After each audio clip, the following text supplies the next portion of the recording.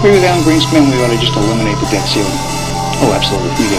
The ability of almost every working American to access more credit than they should have been able to masked the underlying fact that lower and middle class incomes were not rising. That's not a tenable strategy. Isn't now the time to eliminate it? Oh, it would have been a long time ago. Let's put aside terrorism. Let's talk only about our own homegrown animals that are patrolling America right now. So it goes down to the simplest thing. Be prepared, be vigilant.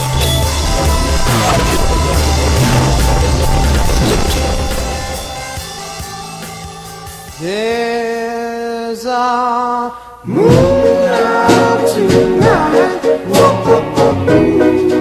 Let's go strolling. There's a girl in my heart.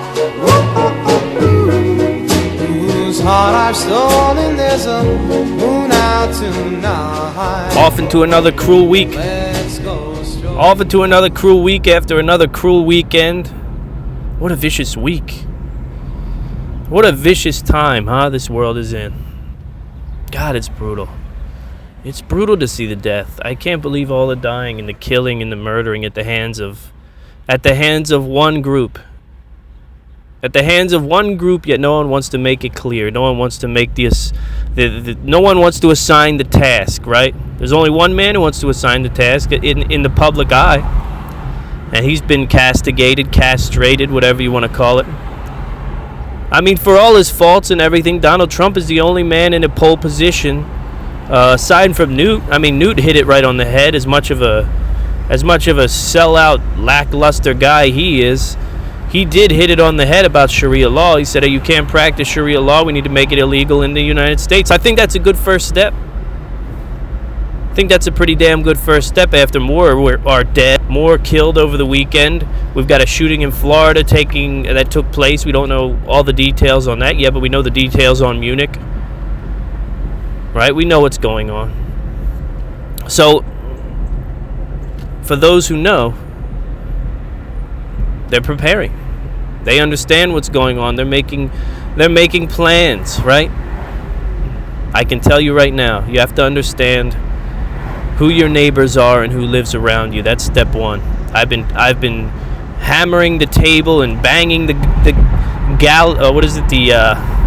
the hell do you hit with the hammer? I can't think of the word. It starts with a G. But I've been hammering about this point. The community. You know, because there's going to come a time when someone listening to this show finds himself in a community that looks less than familiar all of a sudden. All of a sudden, their once quiet community was taken over. I told you about the conversation I had with an Indian man who lived in that part of the world and who lived all over the world and who watched this migration happen firsthand. You know, not an American boy from Philadelphia who gets on the podcast every week and tries to entertain you and give you insight and tells you about the things he's learned over the week and tries to philosophize for you. Is that a word, philosophy? I don't even know. You know, not a little twerpy 30-year-old kid like myself. A guy who's actually been in the fire, right? He's seen the migrants. He's seen them come in. He's been in these communities that have been overtaken. And I'm just going to tell you what the gentleman told me. He said, you know, you go into these neighborhoods and the whole smell changes. The whole atmosphere, the air itself is different. It smells like Africa, he says. He says these areas turn into cesspools. They literally smell like Africa. They stink. You know what I mean? The communities are changed. They go from being European communities that are upkept with streets cleaned with, you know, normal standards of living to neighborhoods that have an actual palpable odor. And this comes from the zero desire to assimilate. But I don't want to talk about it all day. I can't waste my time on it. Every show, I could do a year on murder. Every single week it's a murder now, or two. We've got a new guy who strapped a bomb to himself in Germany and blew some people up, right? He was an asylee who didn't get let into the country. They didn't want to let this guy in the country, but instead of deporting him, they said, well, you can't come in, but hang out for a little while and then leave. So rather than go with that, he said, okay, how about I strap a bomb to myself and blow some more of your people up? So I woke up this morning early, 4:30, not to work out. 4:30, I had to get a freelance project done for a guy who's treated me very well in my short time doing freelance.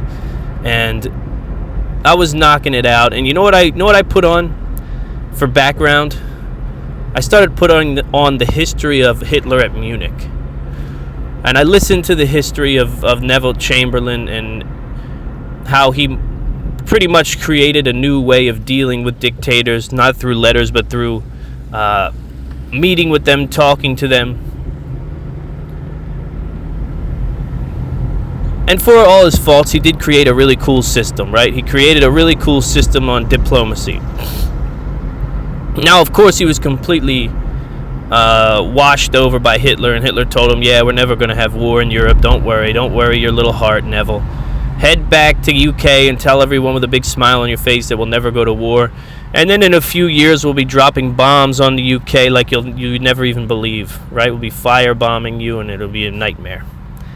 So this is what I listen to, because the word Munich has been in my head for days now. Munich. It's on all my tweets. Everybody who follows me at I Am Liberty Show on Twitter, everyone who's been following me has been sending me info, showing me things, teaching me things, all about what's happened in Munich and the misery and how this pathetic little worm even lured people to the local McDonald's before rampaging, right? And I listened to Hitler scream and yell at Munich, and I think of the phrase, the constant phrase we've heard, Hitler should have been stopped at Munich, stopped at Munich, stopped at Munich, stopped at Munich. I listen to it, and then I see history repeat itself, and Hitler is no longer one man. He's no longer one man up on a microphone. Hitler is this radical religion embodied, right? That's what he is. It's almost like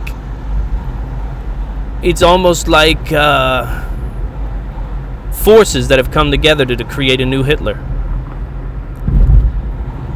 And here we are at Munich yet again. Here we are at Munich, and rather than Neville Chamberlain come out and say it, I heard something along the lines that Merkel came out and said that they're going to do some teaching of Islam, some education or re-education within the education system to help deal with the Germans' inability to get along with their new friends. See, the Germans are having trouble getting along with their new friends, I think. So the answer is not to begin to sort these beans out one by one and send the ones that have an inkling of radicalism in them back. Any threat, what's wrong with just putting out anything, any solid statement that tells these people, if we even get a sniff of radicalism, then you're gone. You're going back home. Sorry. It's a privilege to be here, first of all. And that really is the key of it, right? I just stumbled into through the words, I just stumbled into the key. It's a privilege to be an American. It's a privilege to be a German.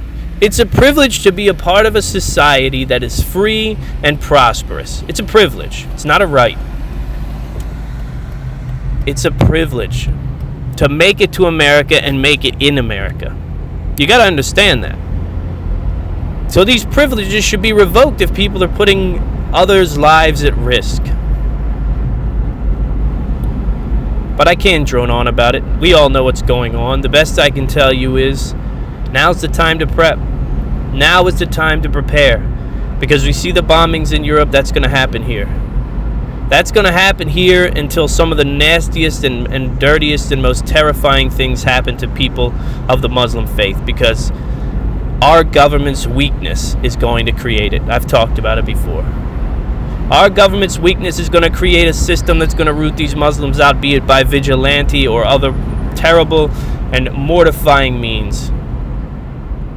because the government won't come out and tell them, look, if we get a waft of radicalism from you or your people or anyone in your home or anyone in your mosque, then you're all going to be prosecuted, and a good amount of you are hitting the road. And your privilege to be an American and to live in America, it will be revoked because you're not going to kill our people. You can become one of our people. You can assimilate. We love it. We want your culture. But you're not going to kill us in the name of Allah. You're not going to be the Hitlers of our time. It can't happen.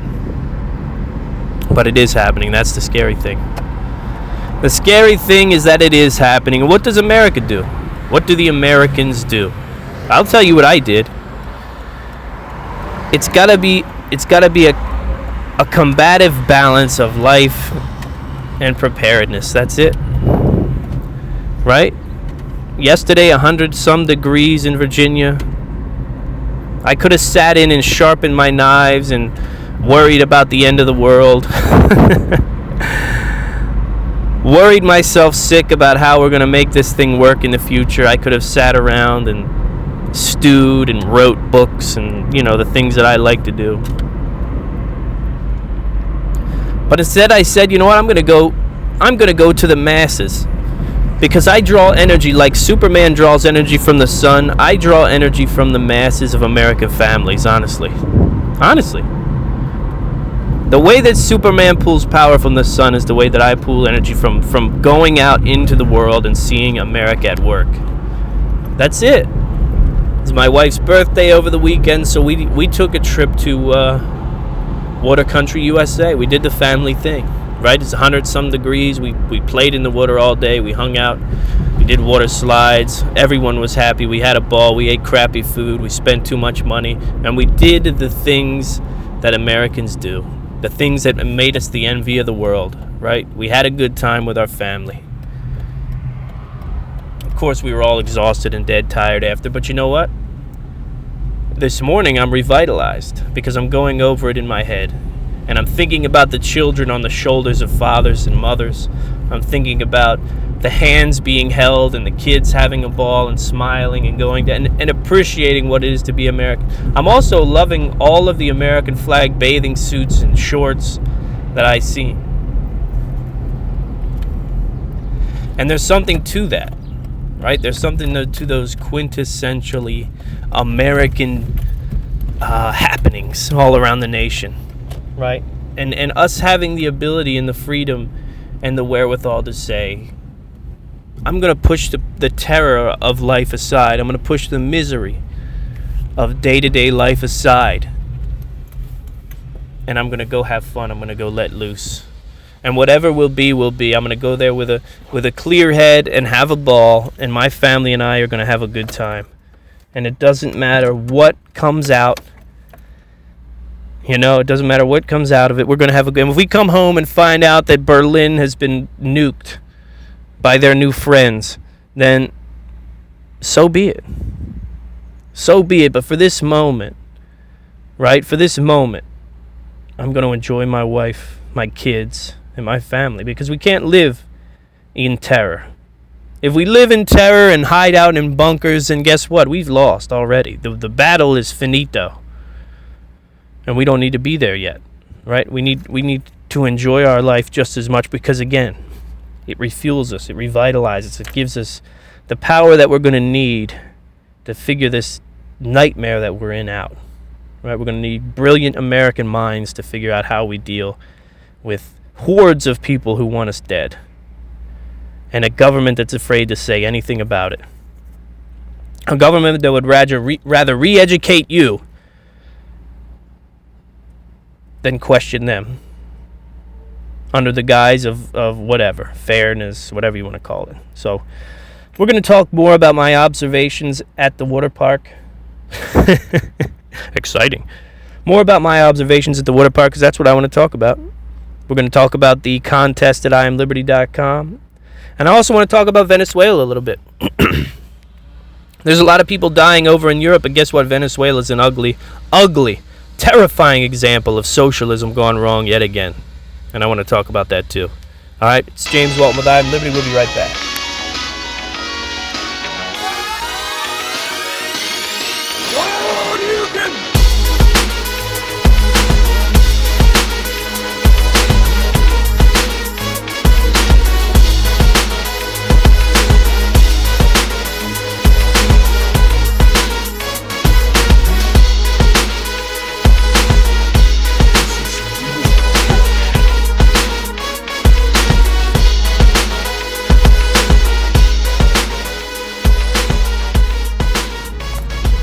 So what is the rub with capitalism?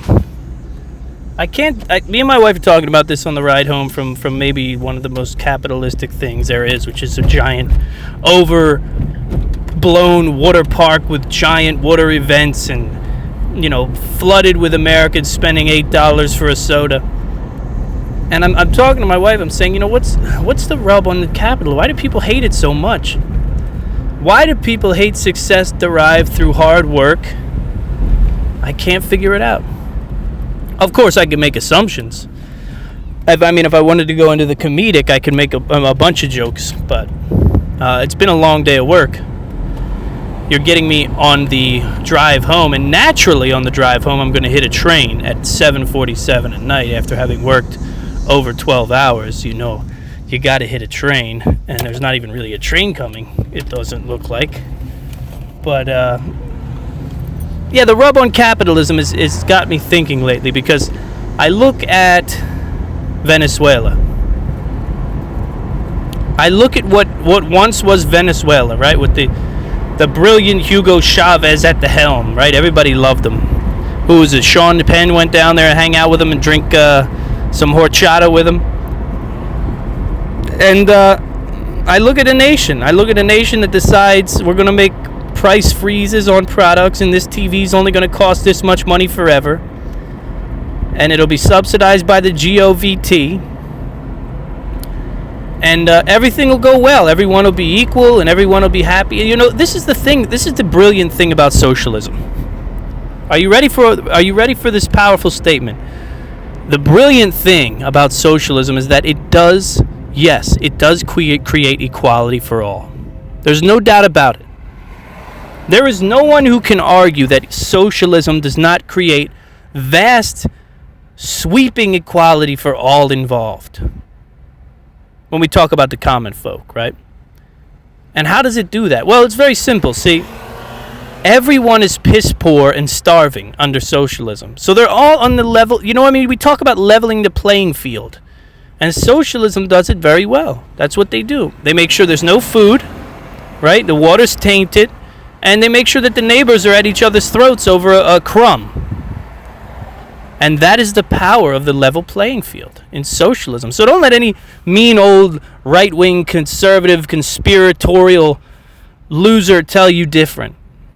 All right, when you're sitting up there drinking your mochas, hanging out with your buddies, talking about Bernie Sanders, you tell that mean right-winger, you tell him, look, socialism is the key to equality, my friend. We'll all be fighting over the same ham. We will all be starving together. And at least in our frantic starvation and within the disaster that we'll be in, at least the playing field will be level. At least we'll all get the same shot at dying a young a young and violent death at the hands of our neighbor over a kumquat. And that's the power of socialism. What can you say? You've got to give it props, right? It is a great equalizer. Yes, you will be equal. Of course, that means you will be fighting for your life every day, like the people in Venezuela. I've watched videos of just terror. Food trucks being attacked, chickens live being ripped from trucks, stolen, run away from with the chickens. You see marauders come and hit the trucks and AK-47s in their hands. They rob the food trucks. Lines for miles, people dying to get something to eat, a bowl of rice in their belly, something. And this is 2016, and a nation can fall apart just like that. It's incredible. But still you have people lined up with signs and picketing and capitalism is evil. Then they go home and they eat and they drive their nice car away from the protest and they smile, right? And they count their dollars that they made from, whatever, MoveOn.com, whatever it is. And that's it. That's America. The land of the free and the home of the inconsequential. The land of the free and the home of the contradiction, right? What's going on here? The burger joint's closed on a Monday. I guess they don't open on Mondays. What's going on with that? The burger This Boulevard Burger joint, man. They do good work. They make a good burger. I'm going to a place that makes a so-so burger, and it's called, I don't know if you've ever heard of it, it's called McDonald's. It's where you go to eat when you've worked for 12 hours and the family's already gone their separate ways and done their dinner and dad's left out in the dark. That's what you do. You go to McDonald's, right? You go to McDonald's and you get a number 2 with extra pickles and a sweet tea. Then in an hour and a half you wonder why you can't fall asleep. It's because there's microorganisms climbing into your spinal column and infiltrating your spinal cord. It is what it is. What can you do? You know what I mean? If life were about purity, it would be a really boring life, right? Sometimes you just have to bend a little and go into the darkness. Well, I knew a guy who told me once, I'll never forget, it was a great line. Do you mind if, do you guys really mind if I go into a little bit of, I don't know what it is, free association, you could call it. I used to know, I don't really care, because, you know what I mean, you don't pay me to do this, I do this for myself, and the rest of you can be damned. That's the way I look at it. But that said, I'm going to do a little bit of free association. I knew a guy who, we always used to talk. We used to talk about a lot of different things. We used to talk about, life and struggles and the trials and tribulations of being a man and what it means to be a man nowadays and be married and all these things.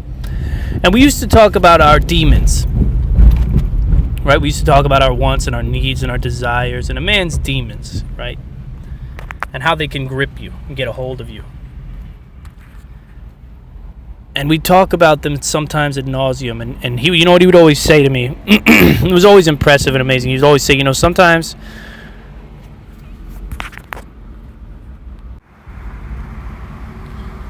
so he used to tell me, look, Jim, you got 2 choices in life, all right? You can spend every waking hour of your life fighting, clawing, screaming within, battling your demons, right? Fighting to be a better person, fighting to be a better man, every waking moment, wearing yourself till you're ghost white and gaunt in the face. And he would say, or you can do what I do. And I'd say, all right, well, what do you do? Every so often, you just have to take all your demons and wrap them up and give them one big hug. Bring them out and hug them deeply.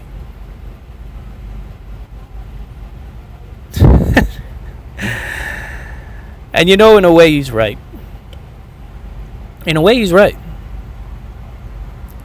he's right. You have to dance with the devil from time to time. Right? You have that choice. You can either wear yourself out trying to fight back and hold back and teeth and clench and every desire and want and materialistic thing that you could ever want. Right?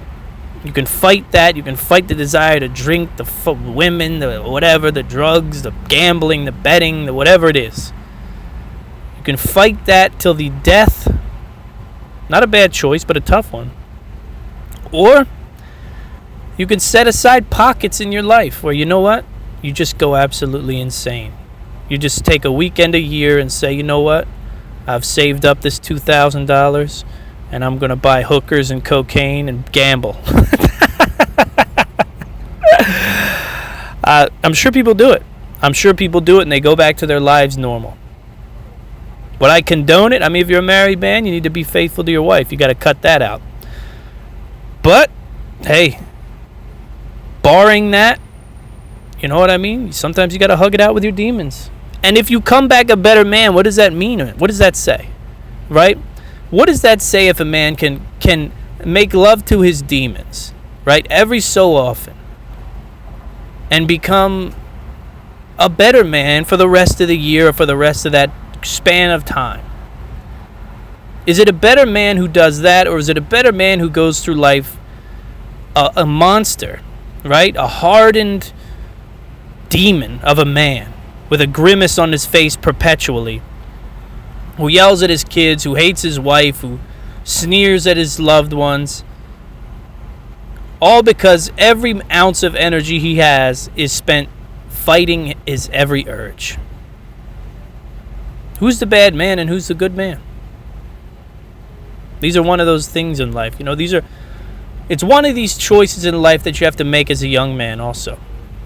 You have to decide what kind of a man am I going to be? Am I going to be a priest, or am I going to be a madman, or am I going to fall somewhere in between?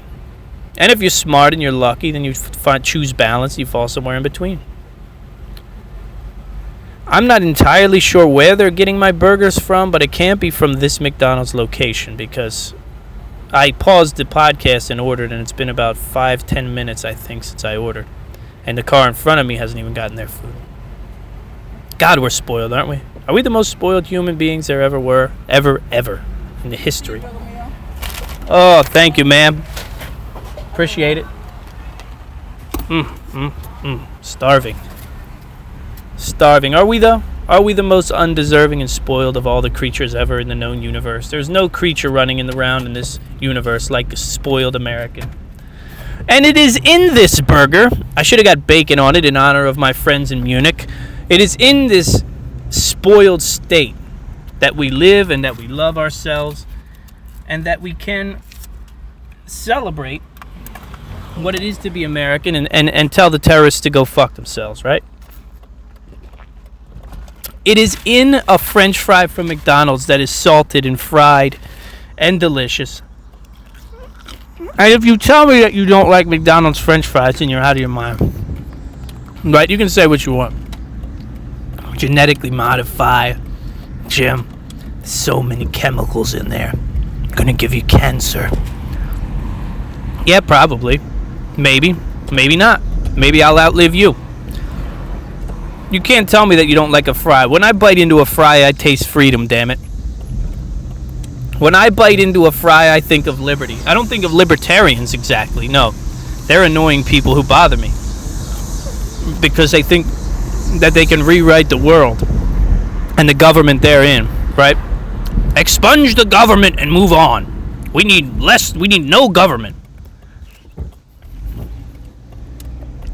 Sure, we can handle this ourselves. Reminds you of the kids. When I look at a libertarian, I see a child.